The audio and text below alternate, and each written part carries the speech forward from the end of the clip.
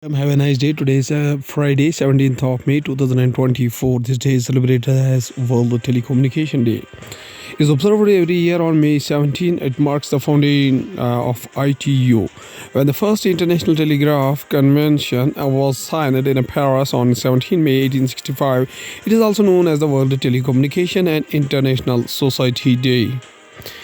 From the history point of view, 1878, Raja Maharaja Singh was born.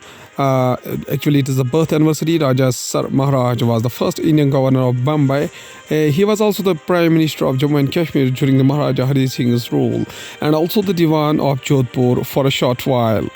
So, starting the newspaper analyst with the newspaper The Hindu states that China and Russia reaffirm their close ties as Moscow presses its offensive in Ukraine.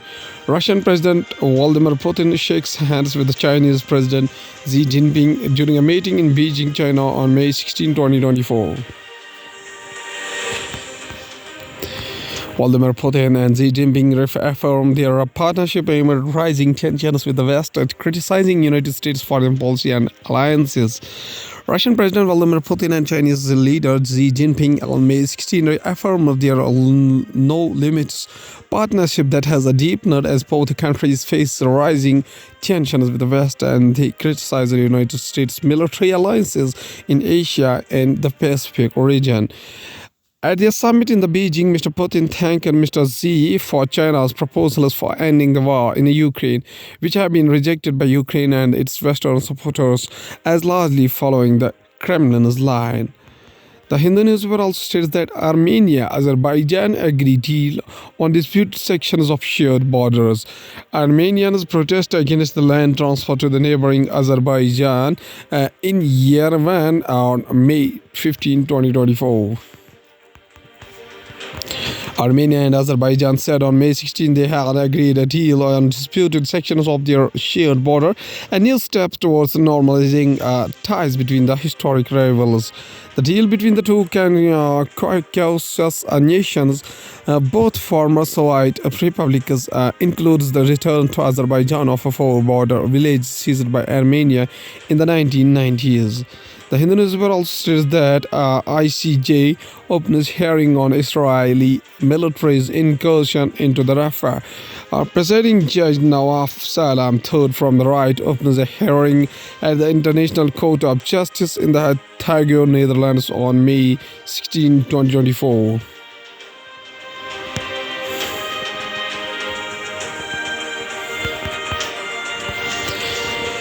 It is the fourth time South Africa has asked the International Court of Justice for emergency measures, alleging that Israel's military action in its war with the Hamas in Gaza amounts to genocide. The United Nations top court on May 16 opened 2 days of hearing into a request from the South Africa to press Israel to halt its military operation in the southern Gaza city of Rafah, where more than half of Gaza's population has sought a shelter. It is the fourth time South Africa has asked the International Court of Justice for emergency measures since the nation launched proceedings, alleging that Israel's military action in this war with the Hamas in Gaza amounts to genocide. The Hindu newspaper also states that Swiss Foreign Secretary to hold attacks in the Delhi over Ukraine peace meet. Swiss Foreign Secretary Alexander Fassel. Government non-committal on Prime Minister Modi's attendance to summit in June to follow G7 meet. As the government keeps the organizers of a global Ukraine peace conference to be held in June, seizing Swiss Foreign Secretary Alexander Fassel is arriving in India for meeting with the Ministry of External Affairs officials on May 17 to push for a response. The invitation to India for the summit on a peace in Ukraine for heads of the state and government to be held in the Swiss town of Bergenstock on June 15-16 was discussed by Swiss Foreign Minister Ignazio Cassis with the External Affairs Minister S. Jaishankar during his visit to the Delhi in the early February, and also by Ukraine Foreign Ministry Dmitry Kuleba during his visit to the Delhi in April. But officials said the government had not yet taken a decision about whether to attend and at what level. Mr. Faisal visit comes close on the heels of the signing of India EFTA track Trade Pact, which includes the Switzerland, and he is expected to meet with the Secretary West Pawan Kapoor to discuss the conference invitation, trade and other bilateral issues. The Hindu newspaper also states that jailed engineer Rashid gathers team in Baramulla, appends polls a calculus of NCPC. People shout as Abrar Rashid, son of jailed Awami Ittihad Party chief Sheikh Abdul Rashid alias Engineer Rashid, addressing an election rally on behalf of his father in Soibag, area of the Baramulla Lok Sabha constituency, going for polls on May 20 at Soibag, Padgam district, Central Kashmir on May 16, 2024. In 2 weeks since his nomination was accepted by the Election Commission of India, the jailed former MLA has gathered the support of thousands of volunteers, with his son addressing rallies on his behalf. With over 20,000 local residents and several non-governmental organizations (NGOs) joining the campaign as volunteers in just 2 weeks, jailed independent candidate Abdul Rashid Sheikh, widely known as Engineer Rashid, has appended the poll calculus of the two political bigs. National Conference candidate Omar Abdullah and the J&K People's Conference candidate Sajjad Lone in the Baramulla Lok Sabha constituency, where polls will be held on May 20. Mr. Rashid, a former MLA, is using a pressure cooker as his poll symbol, and the steam of his electioneering has forced even his rivals, the NC and the People's Democratic Party, to acknowledge the challenge he poses. The contest is between Mr. Rashid and the NC and Mr. Abdullah, who recently saw Mr. Lone as his main rival. The Hindu newspaper also states that enforcement drive says Kejriwal sees himself as a special person and accuses him of remarks slapping the system. Delhi Chief Minister Arvind Kejriwal speaks at the press conference in Lucknow. The enforcement drive has accused the Delhi Chief Minister of slandering the system. In his speech, says since the getting bail. Mr. Kejriwal's lawyers retorts they could in turn file an affidavit in the Supreme Court objecting to the remarks reportedly made by the top government minister about the bail order. The Directorate of Enforcement on Thursday accused Delhi Chief Minister Arvind Kejriwal of making public utterances which amounted to the slap on the system on the very first day after the came out on interim bail granted to him by the Supreme Court in the liquor policy case for the campaigning in the Lok Sabha elections.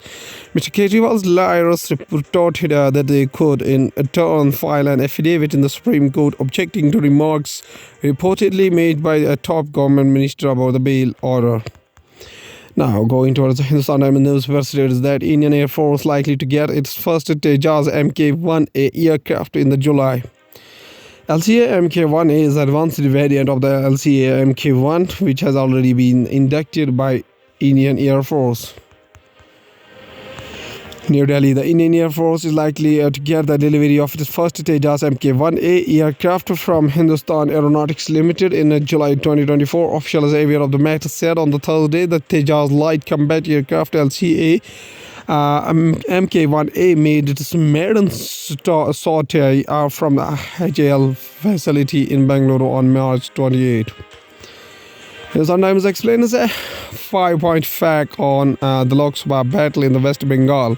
West Bengal Chief Minister Mamata Banerjee. Voters across the 9 states and on 1 union territory voted to elect 96 lawmakers in the 4th phase of the Lok Sabha elections on Monday. Nearly 70% of the Lok Sabha strength of 543 to 379 seats had now gone to the polls since the general elections kicked off on April 19.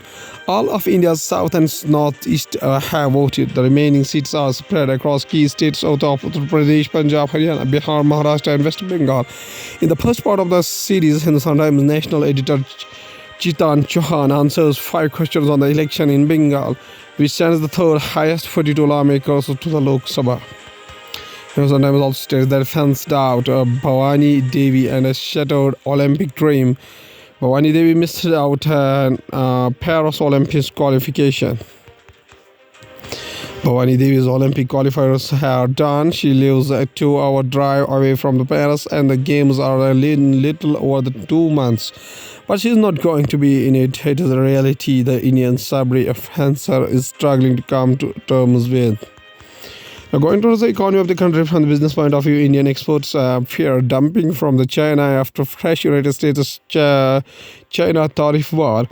Indian exporters said that the recent United States move will start a tariff war between the two major economic powers as a retaliation. Is soon expected from China. In 2023, China's production of lithium-ion batteries was equivalent to the global demand, and that stood at 2,600 gigawatts. FISME Tamil Nadu Chamber of the Commerce flagged concerns about the GST registration. Tamil Nadu accounts for the country's third largest number of MSMEs with 8% share, totaling 5 million enterprises, it said. Many MSMEs in the state are facing hurdles in obtaining GST registration, the industry bodies said in a statement. Vineet Nayar, former vice chairman of Tech Mahindra, passes away. Vineet Nayar resigned from the IL and AMP-FS board due to his health in 2020. Vineet Nayar, former vice chairman of Tech Mahindra, passed away on Thursday at the age of 85. Now going towards the world news, including Canada sanctions for Israel over West Bank violence. Israel to abolish pre-trade deal with Turkey. Impose 100% tariff on Turkish imports, finance ministry says. United States Justice Department formally moves to directly classify marijuana as a less dangerous drug in a historic shift. International Monetary Fund, United States should keep open trade work with China to resolve disputes. House Republicans to vote on bill requiring delivery of bombs to Israel and pressure Democrats. CDC warns of resurgence of Mpox. Now going towards science and tech, rare orthopedic surgery performed in tenosynovectomy. A rare orthopedic surgery, peroneal endoscopic tenosynovectomy was performed by Dr. Abdul D. Khan, professor at HOD Apollo Hospitals, Visakhapatnam. A 24-year-old youth approached the hospital with complaints of pain and swelling outside the ankle, which persisted for a year. He tried rest analgesics, brace physiotherapy, and steroid injections, but had no relief. An MRI investigation confirmed personal tenosynovitis. Dr. Khan performed a personal endoscopic tenosynovectomy. The patient recovered well and was discharged within 24 hours. This is the first time a endoscopy procedure was performed in Andhra Pradesh, according to the statement is issued by the hospital. Facebook and Instagram face fresh scrutiny under the European Union's strict digital regulations. The Commission is also looking into the Meta's use of age verification tools to prevent children from accessing Facebook or Instagram or be shown inappropriate content. The European Union opened a fresh investigation Thursday into Facebook and Instagram over the suspicious that they are failing to protect children online in a violation of the bloc's strict digital regulations for the social media platforms.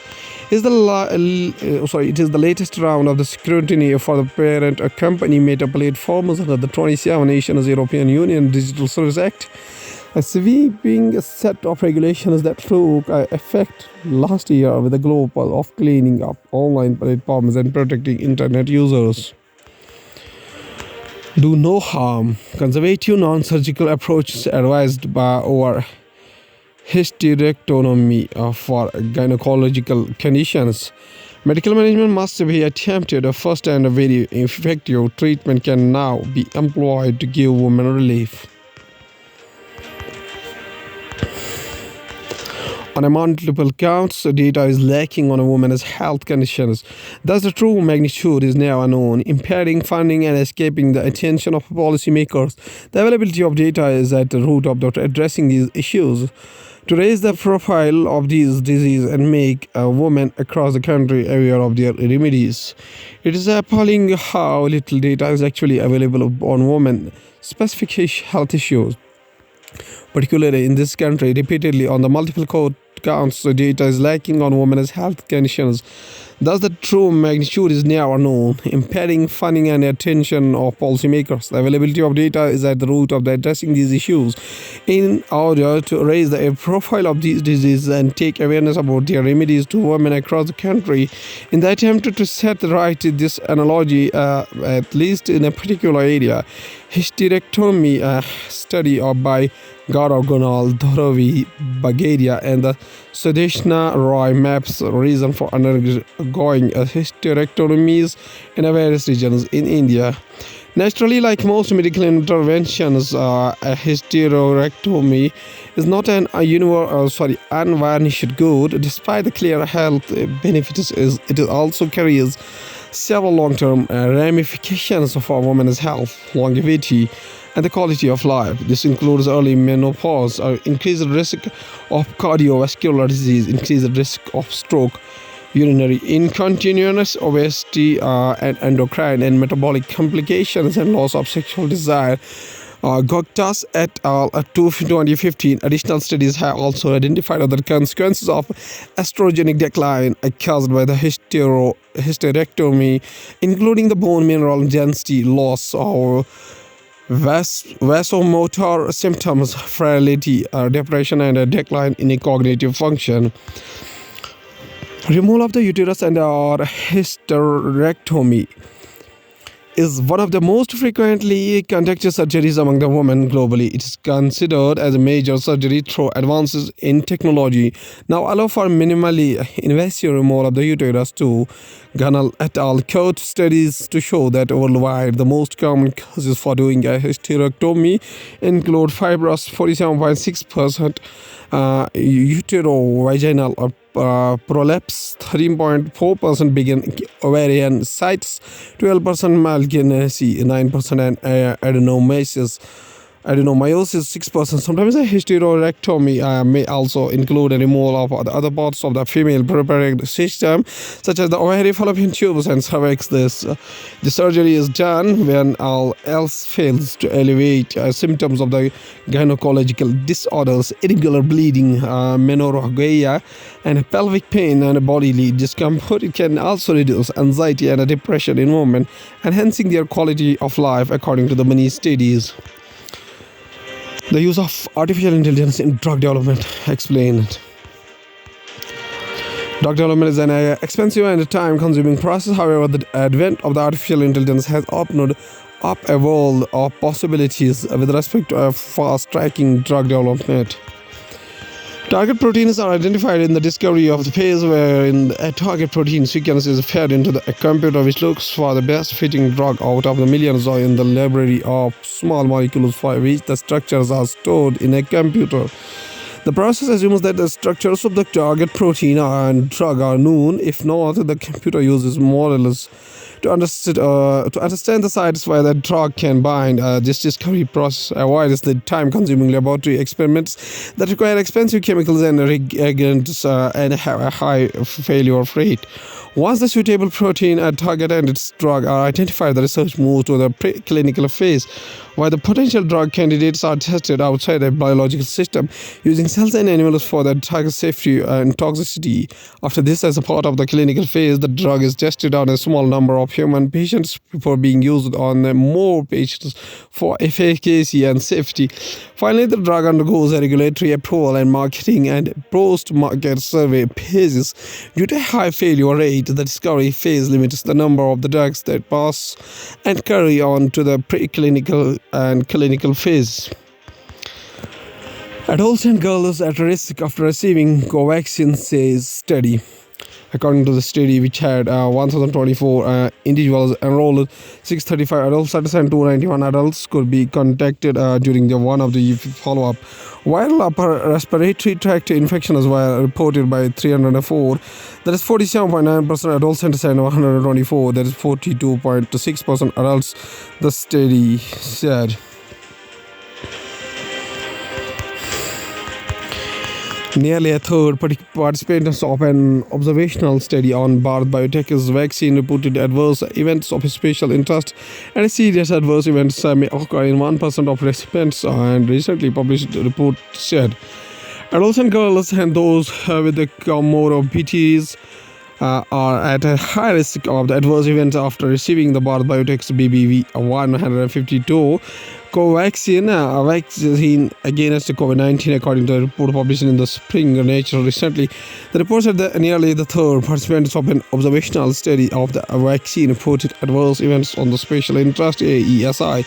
The one-year follow-up study titled Long-Term Safety Analysis of the BBV 152 coronavirus vaccine in adolescents and adults, findings from a one-year prospective study in the North India conducted by team researchers at Banaras Hindu University, also said that serious adverse events many occur in 1% of BBV 152 recipients, and that extended surveillance is warranted following the administration of the vaccine. At last, there is a famous quotation said by APJ Abdul Kalam, whose full name was actually Abdul Kalam Ghulam Mahidin Ahmed bin Khairuddin Al Hasni. Birth anniversary 11 November 1888 up to 22nd of February 1958, was an Indian independence activist, writer, and a senior leader of the Indian National Congress. Following India's independence, he became the first Minister of Education in the Indian government. He is commonly remembered as the Maulana Azad. The word Maulana is an honorific meaning our master, and he is adopted Azad as his free pen name. His contribution to establishing the Education Foundation in India is recognized by celebrating his birthday as the National Education Day across the India. That is 11 November. Azad was one of the main organizers of the Dasana Satyagraha in 1931 and emerged as one of the most important national leaders of that time, prominently leading the causes of Hindu-Muslim unity as well as opposing secularism and socialism. He served as the Congress president from 1940 to 1945, during which the Quiet India Rebellion was launched. Azad was imprisoned together with the entire Congress leadership. He also worked for the Hindu-Muslim unity through the Al-Hilal newspaper. Maulana Azad says a famous quotation. He says that education imparted by heart can bring revolution in the society. Okay, thank you.